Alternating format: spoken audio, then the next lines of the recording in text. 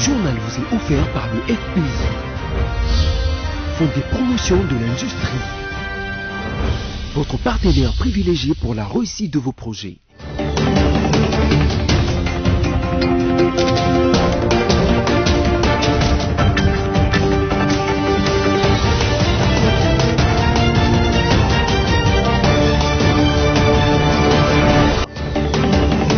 Mesdames et messieurs, bienvenue à ces nouveaux numéros du journal sur BSC Télévision. Donc voici le principal titre.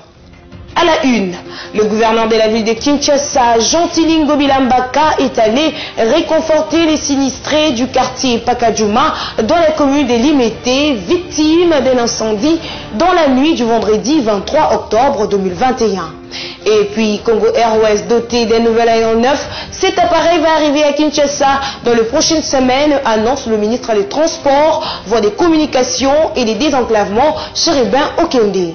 Enfin, l'AS Maniema Union affrontera le Pyramide FC de l'Égypte. Le tout-puissant Mazembe causera le fer avec Marimo, galant de la République sud-africaine, et les DSMP en découdra avec la formation de l'AS Gendarmerie du Niger.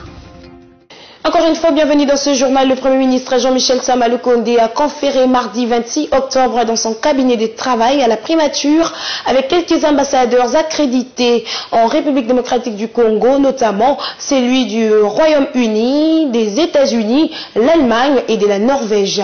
Au menu de leurs échanges, le préparatif de la 26e conférence annuelle de l'ONU sur le climat. Merci Smayangila, c'est ce reportage. Une conférence où la République démocratique du Congo devra normalement occuper une position importante au regard de ses atouts et de son engagement dans la lutte contre les changements climatiques à l'échiquier international.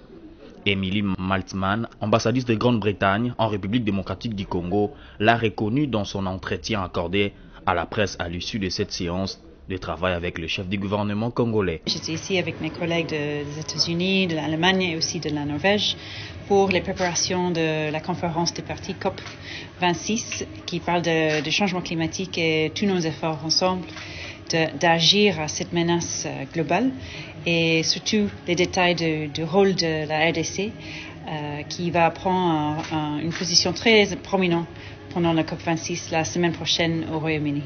Emily Maltman a salué l'engagement du Premier ministre Jean-Michel Sama Lukonde et son gouvernement pour la protection de l'environnement et de la biodiversité dans les pays. Le Premier ministre est parmi un des grands souteneurs de ce programme d'avancer le pays et aussi de protéger l'environnement et la biodiversité ici en RDC.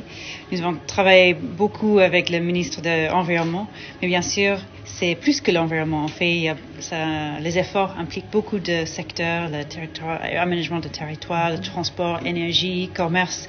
Il y a beaucoup. Donc le Premier ministre est très important dans toutes les planifications de l'avenir et les programmes et les engagements du gouvernement de la RDC. Le ministre d'État en charge des infrastructures et travaux publics, Alexis Guizoro Mouvouni, a inauguré le pont Kasaï le mardi 26 octobre à Chikapa, chef-lieu de la province du Kasaï, en présence de toutes les autorités provinciales et de plusieurs couches de la population. Alice Kabangou nous fait le point. C'est à 17h45, heure de Chikapa, que le ministre d'État, ministre des ITP, arrive au rond-point 3Z pour la cérémonie marquant l'inauguration du pont Kasaï 1 réhabilité. C'est une foule en liesse qui accueille le ministre Alexis Guissaro, accompagné du gouverneur de province.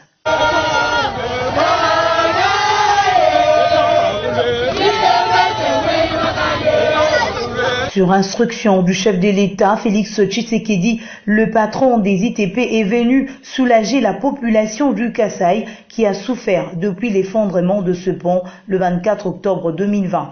Financés par le FONER, les travaux de réhabilitation de ce pont ont été effectués par l'Office de route. Nous avons une portée de 150 mètres et une capacité portante de 25 tonnes. Aux entrées des ponts, nous avons placé des gabarits à hauteur de 3 mètres, ce qui empêcherait que les charges qui sont au-delà de 3 mètres ne puissent provoquer encore cette situation. Le gouverneur Dieudonné Piémé a remercié le chef de l'État qui, par la remise en état de cet ouvrage, a répondu aux cris de la population de Chikapa et ses environs. Dans son adresse, Alexis Guissaro a avant tout égayé la foule par quelques mots en Chiluba. Jitunga moyo wenu. Moyo kabiji. Une communication directe avec la population de Chikapa qui a présenté à cette occasion deux préoccupations au ministre, notamment la construction d'une passerelle pour la traversée de l'eau devenue denrée rare et un carrefour à 3 aides afin de faciliter la circulation. Des desiderata bien pris en compte par le patron des infrastructures congolaises. Nous sommes ici à cause de la vision d'une personne. C'est la vision du président de la République. Comme le gouverneur l'a dit tout à l'heure, il est pour nous un père. Et un père, c'est celui qui est sensible aux pleurs de ses enfants. Nous avons un seul père. C'est le président de la République, Félix Antoine Tshisekedi Tshilombo. Je voulais me rendre compte de moi-même, de la situation de la route nationale numéro 1, la vision de notre président. C'est qu'ils prennent un véhicule à partir de l'ancienne province du Bas-Congo, c'est-à-dire de quitter Mwanda, de faire la route, de passer par Kinshasa, de passer par le Kwango, passer par le Kwilu, passer par le Kasaï, passer par le Kasaï oriental et de déboucher jusque dans l'ancienne province du Katanga. Alors pour parler de ce pont, chers frères, c'est vrai que vous avez pleuré. Et aujourd'hui, la réponse vous est parvenue. Cet ouvrage qui a été réalisé, c'est d'abord pour votre intérêt à vous. C'est à vous de protéger ça. Après la coupure du ruban symbolique, les autorités et la population ont traversé avec satisfaction le pont Kasaï réhabilité.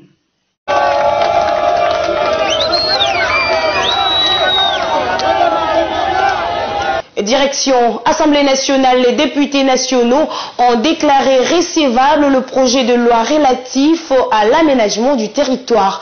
C'était lors d'une séance plénière mardi 26 octobre présidée par Jean-Marc Kabound à Kabound. Suivez la réaction des AG Matembo, député national et ancien ministre de l'aménagement du territoire.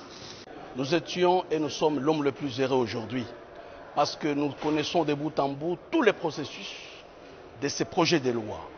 Vous savez aujourd'hui, ce que l'Assemblée vient de faire, c'est historique. Il y a de cela 60 ans que ce pays était en train de naviguer à vue. La gestion spatiale était méconnue des autorités congolaises. Aujourd'hui, avec l'adoption, l'acceptation, la recevabilité de cette loi, va aboutir à une logique telle que les problèmes que nous connaissons dans les domaines fonciers, en ce qui concerne les superpositions multiples des titres, doivent trouver solution. Le problème que nous avons des constructions anarchiques, le problème que nous avons dans tous les secteurs où chacun est libre de tirer, de délivrer un titre non conforme à la planification spatiale, doit trouver solution. Donc aujourd'hui, le peuple congolais s'est révélé grand de prendre la souveraineté de la gestion de son pays entre ses mains. Donc cette loi, elle apparaît petite, mais elle est une loi fondamentale qui doit co-gérer avec d'autres sectoriels, notamment le minier, notamment les affaires foncières, l'urbanisme, hydrocarbures, environnement. C'est la loi qui va constituer un tribunal d'arbitrage en cas de conflit. Parce qu'au jour d'aujourd'hui, tous ces conflits n'ont pas de réponse parce qu'il n'y a pas un secteur qui réglemente, il n'y a pas une loi qui met de l'ordre dans ce secteur. Voilà au moins l'essence de notre joie aujourd'hui. Et en tant que ministre de l'aménagement du territoire à mon époque, ayant piloté du début à la fin jusqu'au dépôt de ces projets de loi ici à l'Assemblée, par moi, donc aujourd'hui je suis l'homme le plus heureux de pouvoir doter aussi à mon pays d'un plus pour que cette loi, au finish, la nation nous sera toujours reconnaissante. Pourquoi pas parler qu'à l'époque des AG, on avait aussi une loi AG. Merci. Le gouverneur de la ville de Kinshasa, Jean-Tiningo Bilambaka, est allé réconforter les sinistrés du quartier Pakadjouma dans la commune de Limete, victimes victime d'un incendie dans la nuit du vendredi 23 octobre 2021. Suivez.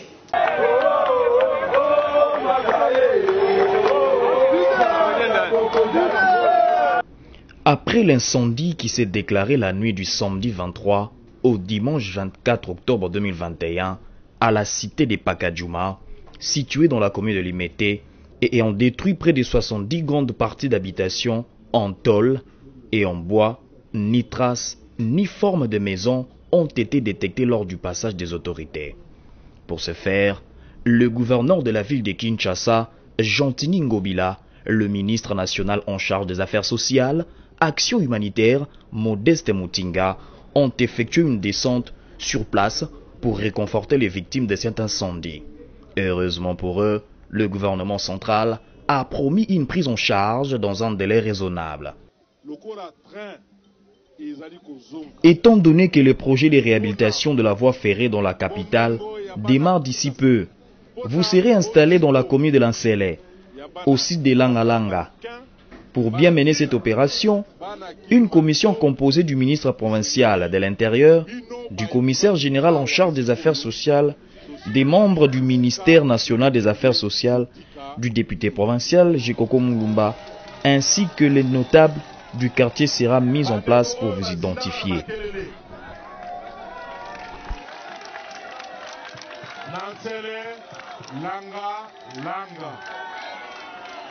Rappelons que cet incendie causé par un raccordement frauduleux du courant électrique, déclaré dans cette partie de la capitale, n'a enregistré aucune perte en vie humaine. À titre de rappel, Pakadjouma est l'un des coins renommés de la ville. Pakadjouma est l'un des coins renommés de la ville à cause du trafic de la prostitution qui s'y exerce. Les forces politiques et sociales de la République démocratique du Congo, réunies au sein du bloc patriotique, annoncent une marche pacifique le 6 novembre 2021 sur l'ensemble du territoire national. L'annonce a été faite ce mardi au cours d'un point de presse organisé dans la commune de la Gombe à Kinshasa. Suivez Prince Epenge, un des communicateurs de la plateforme Lamuka. Nous ne sommes pas réunis aujourd'hui pour créer une nouvelle plateforme politique. Nous sommes venus répondre à l'appel des prélats catholiques afin de nous mettre tous ensemble pour essayer d'avoir une nouvelle commission électorale nationale indépendante. Nous vous donnons rendez-vous le 6. Les Kinois connaissent la plateforme Lamuka. La plateforme Lamuka connaît les Kinois. Venez suivre la vérité. Nous ne voulons pas de cette CENI qui a été politisée. Nous allons mettre Denis Kadima dehors et créer une nouvelle CENI. Transport aérien, on en parle dans ce journal. Le Congo Airways est doté d'un nouvel aéronef. Cet appareil va arriver à Kinshasa dans les prochaines semaines, annonce le ministre des Transports, voie des communications et désenclavement, Chérubin Okende. La présence des Embraer chez nous, en compagnie de Congo Airways. Et là, je rappelle que c'est un deal qui reprend l'engagement du président de la République. Il vous souviendra, mesdames et messieurs, que le chef de l'État avait annoncé solennellement la réception de ces avions à travers cet accord avec Embraer le 8 décembre de l'année 2020, en promettant au peuple congolais qu'avant décembre 2021, nous amorcerons la réception de ces avions. Donc je salue la présence d'Embraer, je salue aussi les initiatives que prend Congo Airways pour que nous tous, nous puissions nous arrimer dans le sens de faire respecter cette promesse du chef de l'État. Je vois l'état d'avancement du dossier et là je vais absolument approcher mon collègue des finances pour que des interactions nécessaires soient faites afin que l'engagement du président de la République soit respecté. Donc voilà, encore une fois, je vous remercie pour cette initiative, pour ce suivi méticuleux qui permettra au gouvernement d'être à la hauteur des engagements tels que cela est contenu dans la vision du chef de l'État. Encore une fois, merci beaucoup. Parlant sécurité, dans ce journal, 11 rebelles Codeco neutralisés par les forces armées de la République démocratique du Congo le mardi 26 octobre dans la région de Péni, en territoire de Djougou, province de l'Ituri. Cette annonce a été faite par le lieutenant Jules Ngongo, porte-parole des opérations militaires en Ituri. Sophia Zaorati signe ce reportage. Les forces armées de la République démocratique du Congo, le mardi 26 octobre 2021, ont tué 11 miliciens de la coopération pour le développement du Congo, Codeco. C'était dans une contre-attaque de l'armée après une tentative d'attaque de l'une de ses positions dans la région.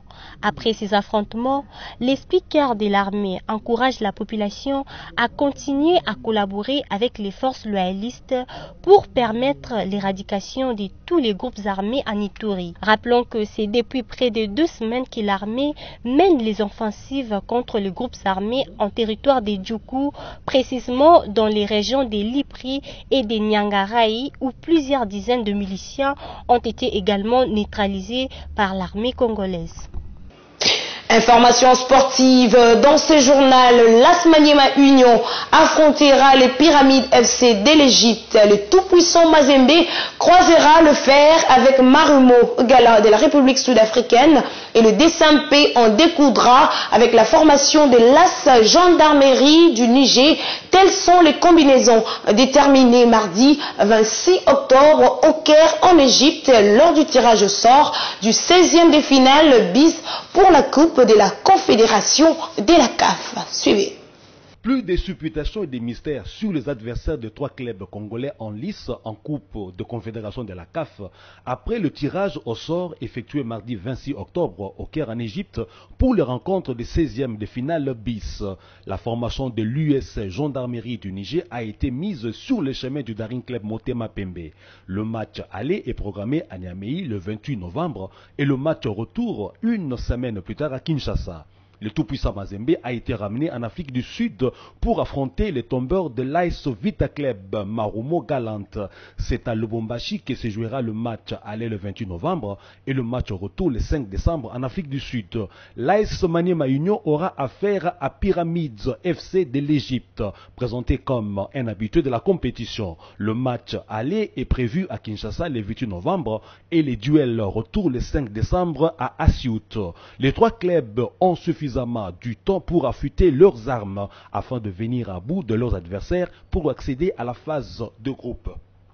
Toujours en sport, dans les 2 rencontres organisées par la Vodacom Ligue 1 en cette phase allée de sa 27e édition, mardi 26 octobre, au stade de Martyrs de la Pentecôte à Kinshasa, la Sekouya et FC Renaissance seront partagés la poire en 2, alors que la JSK a fait courber les gines au RCK qu'elle a terrassé par 2 goals à bronze. Sami Bosongo pour le détail. Le nouveau premier quinois à la Vodacom Ligue 1, l'AC Kouya, a brûlé la politesse mardi 26 octobre 2021 au stade de Martyrs de la Pentecôte au FC Renaissance en lui imposant les nuls d'un but pour chaque équipe. Si ce score, réalisé en cette phase allée de la 27e édition du championnat d'élite de la RDC, arrange les affaires de l'AC Kouya qui totalise 4 points en 5 sorties, le club orange, lui, s'en est trouvé enfoncé car il n'a que 3 petits points grappillés après 5 duels. Dans l'autre rencontre organisée dans le même stade en rénovation le même jour, la JSK s'est offert la peau du Racing Club de Kinshasa qu'elle a battu par 2-0. L'athlète Itaka des grands jours a réussi un doublé ayant d'abord marqué à la 60e minute et ensuite à la 80e minute. Cette victoire permet à la JSK de totaliser 8 points après sur rencontre, tandis que le RCK, qui n'en est qu'à 2 points au terme des 5 affrontements, en est devenu la lanterne rouge dans le classement à ce jour.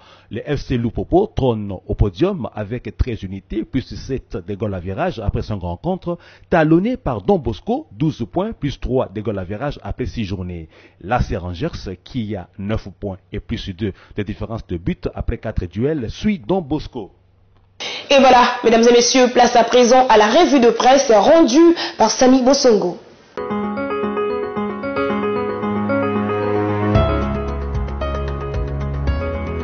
Bonjour. Bonjour mesdames, mesdemoiselles et messieurs et bienvenue à notre revue de presse de ce mercredi 27 octobre 2021. Cette édition part du desk eco.com qui a écrit sur l'Afrique où la Commission de la concurrence du marché commun pour l'Afrique orientale et australe, la COMESA en acronyme, interdit la vente et la consommation des produits CRS conditionnés entre le 14 et le 30 juin 2021. Une interdiction qui concerne la RDC. À en croire ces médias, les experts de cette institution ont mené des tests en laboratoire qui révèlent ces produits nocifs pour la santé des consommateurs. D'après le communiqué de la COMESA, renseigne le site, le jus de CRS conditionné entre le 14 et le 30 juin 2021 contenait des niveaux supérieurs aux 50 microgrammes par litre légalement autorisés, une toxine que l'on retrouve généralement dans les moisissures. Par mesure préventive, l'hôtel de ville de Kinshasa a lancé un appel à la vigilance à la population quinoise car ces produits des marques CRS inondent le marché quinois. Les partenaires de la RDC saluent l'idée d'une observation électorale internationale prônée par le président Félix Tshisekedi, écrit notamment acpcongo.com. Il réaffirme, indique l'agence congolaise de presse, leur soutien au gouvernement congolais pour l'organisation des élections transparentes, libres et inclusives dans les délais prévus par la Constitution, tout en réitérant leur attachement aux principes partagés de transparence, de liberté, d'inclusivité, d'impartialité et de crédibilité des prochains scrutins essentiel à la consolidation de la démocratie et à la stabilité en RDC. Les partenaires encouragent par ailleurs la CENI à renforcer sa redevabilité et l'ensemble des parties prenantes concernées à se concerter en vue d'assurer la crédibilité et le bon déroulement des futures élections. Terminons avec la prospérité online.net qui, sous le titre IGF à la FECOFA barre foot féminin, les larmes des léopards U20 continuent à faire des dégâts, révèle que l'humiliation subie par les léopards U20 chassés de l'hôtel Campo à Barumbu avant de se retrouver dehors la nuit dans les locaux de la Fédération congolaise de football association FECOFA, larmes aux yeux, réclamant leur prime des 4 matchs, a fait l'objet d'une intervention du président de la République Félix Antoine Tshisekedi lors du dernier conseil des ministres tenu le vendredi 22 octobre 2021. Le premier sportif congolais, qui n'exclut pas l'hypothèse de détournement, a vraiment exprimé son indignation et a instruit l'inspection générale des finances IGF de diligenter une sérieuse enquête. Merci, mesdames, mesdemoiselles et messieurs, de nous rester fidèles.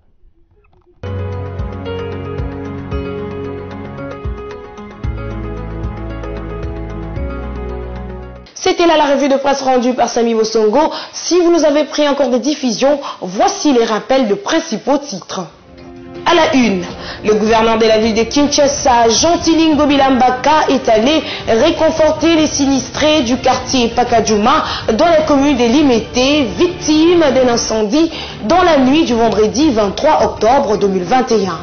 Et puis Congo Airways, doté d'un nouvel aéronef, cet appareil va arriver à Kinshasa dans les prochaines semaines, annonce le ministre des Transports, voie des communications et des désenclavements, Chéribin Okende. Enfin, l'AS Maniema Union affrontera le Pyramide FC de l'Égypte. Le tout-puissant Mazembe croisera le fer avec Marimo Galant de la République sud-africaine et les DSMP en découdra avec la formation de l'AS Gendarmerie du Niger.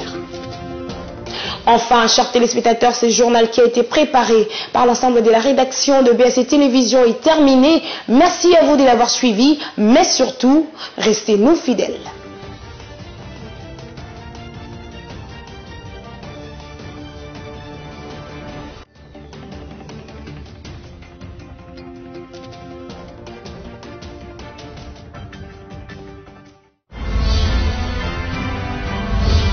Ce journal vous a été offert par le FPI, Fonds des promotions de l'industrie, votre partenaire privilégié pour la réussite de vos projets.